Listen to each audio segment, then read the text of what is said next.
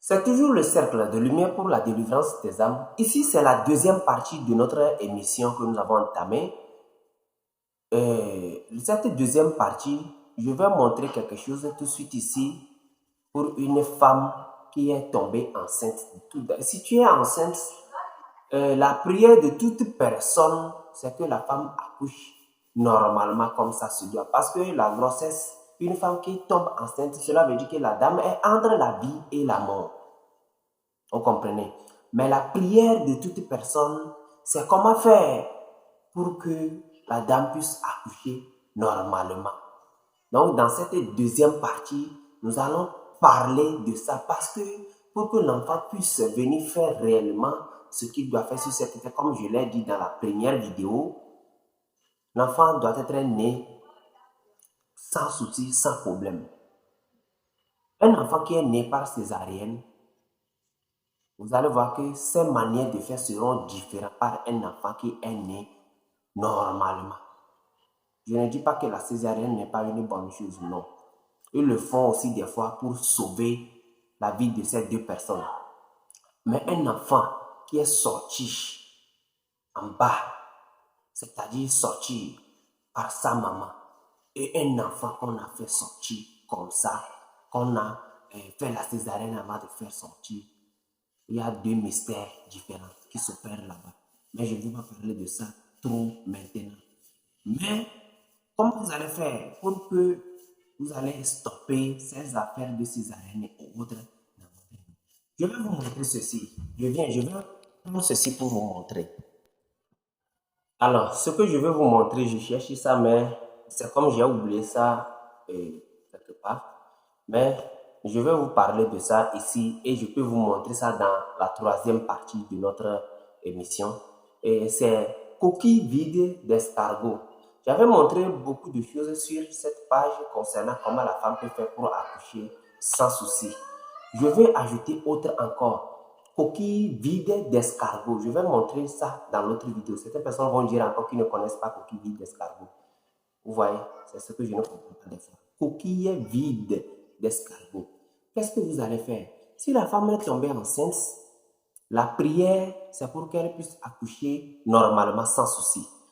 Donc, vous allez chercher coquille vide d'escargot déposée. Des fois, pour d'autres, c'est sur le côté spirituel. La dame peut être attaquée spirituellement ou ça peut être dû à une autre anomalie et la femme ne va pas accoucher facilement.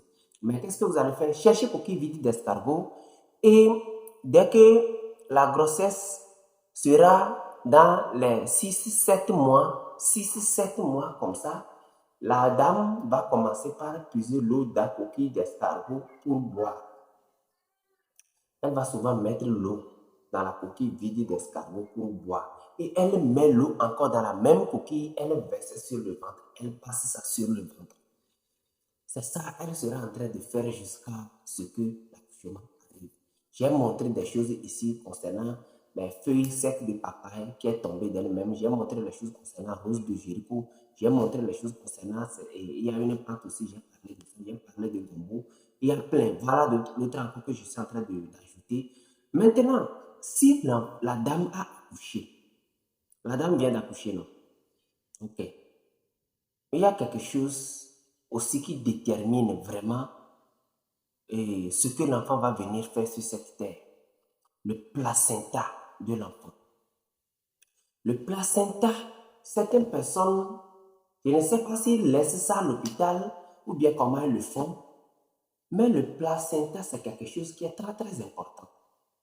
C'est très important. Si ta femme a accouché, il faut tout faire pour prendre le placenta et l'enterrer. Pour enterrer le placenta, chacun sait ce qu'on le fait dans, dans sa tradition ou autre. Mais je vais montrer un ici tout de suite. Mais je ne dis pas forcément que c'est ce que je vais montrer que vous allez faire. Non. Vous pouvez faire selon votre tradition. Vous comprenez? Le placenta, c'est très important. Et pour enterrer le placenta, ne laissez pas tout le monde toucher le placenta ou bien enterrer ça. Non. Le placenta ne s'enterre pas par tout le monde. C'est pas bien. C'est pas bien. Supposons que quelqu'un dans la famille, bon, quelqu'un, un soulard, tu lui donnes placenta d'enterrer. Qu'est-ce qu'il va dire sur ce placenta-là jusqu'à ce que ça va, et ça va avoir l'effet positif dans la vie de cet enfant? Non. Certaines personnes disent que ce sont les tantes qui enterrent le placenta. Mais chez moi, je dis non, pas forcément les tantes. Ça peut être un inconnu, ça peut être ton ami, quelqu'un. L'essentiel est que tu connais bien la personne. Bien vrai qu'on ne peut pas connaître tout le monde, tu connais bien la personne. Mais si tu ne connais pas bien la personne, toi, monsieur, toi-même va enterrer le placenta là. Vous voyez? Et ce n'est pas bon aussi d'enterrer le placenta là où l'eau stagne souvent. Les gens aiment, certaines personnes aiment enterrer le placenta euh, là où l'eau stagne, ce n'est pas bien. Le mieux, même si tu es en location, ce que je vais dire est d'enterrer le placenta de l'enfant dans un pot de fleurs. Et tu mets le sable dedans et tu plantes une fleur sur ça. Si un jour Dieu t'a béni, tu as quitté en location, amène ça chez toi. C'est mieux. Maintenant, comment enterrer le placenta? Ce que je vais montrer ici, vous allez chercher feuille d'hysope. Vous allez chercher feuille d'hysope pour ceux qui a 7 branches. Vous allez chercher ça 7 fois 7. Feuille d'hysope qui a 7 branches. Quelqu'un va me demander, il ne connaît pas feuille d'hysope. Vous allez chercher sur mes vidéos. J'ai déjà parlé de feuille d'hysope sur mes vidéos plusieurs fois. Vous allez voir ça. Vous cherchez feuille d'hysope qui a 7 branches. 7 branches là, vous allez chercher ça 7 fois 7. Vous allez chercher le sel. Vous allez chercher le miel. Et vous allez chercher parfum Saint-Michel. Vous pouvez chercher aussi kaolin ou bien powder. Vous comprenez? Kaolin ou powder. Je vais vous montrer kaolin, je viens. Donc, c'est ça, le kaolin. Vous comprenez? Le kaolin. Donc, j'ai dit feuille d'hysope, 7 fois 7, kaolin, parfum Saint-Michel, le sel et le miel. Qu'est-ce que vous allez faire? Mettez le placenta dans le pot premièrement. Le bout du placenta doit rester en haut et non en bas. Non. Le bout du placenta doit rester en haut. Et avant de mettre plutôt le placenta, posez les feuilles d'hysope en bas, dedans.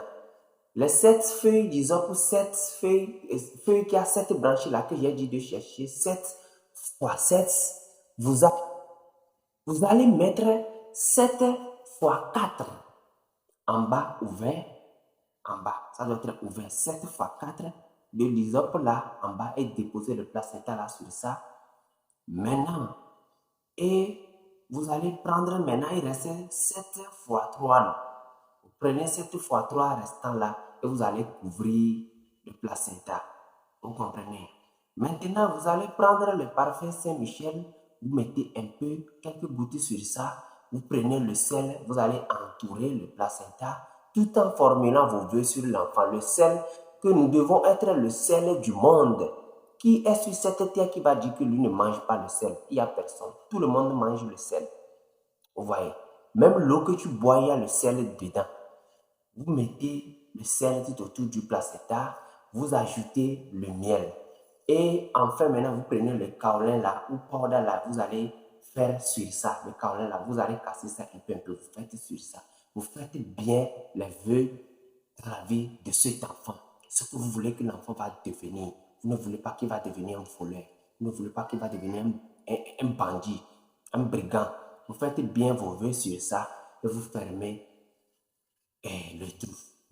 Pardon, on ne le ferme pas avec le pied. Non, fermez ça toujours avec les mains. Et c'est terminé. Vous allez voir que cet enfant va grandir dans une ambiance totale et il va réussir sa vie facilement. Soyez branchés pour suivre la troisième partie. Parce que si on a couché l'enfant, on donne un nom à cet enfant. Comment est-ce que le nom peut influencer tout ça là? Nous allons parler de ça dans la troisième partie. Soyez branchés. Au revoir.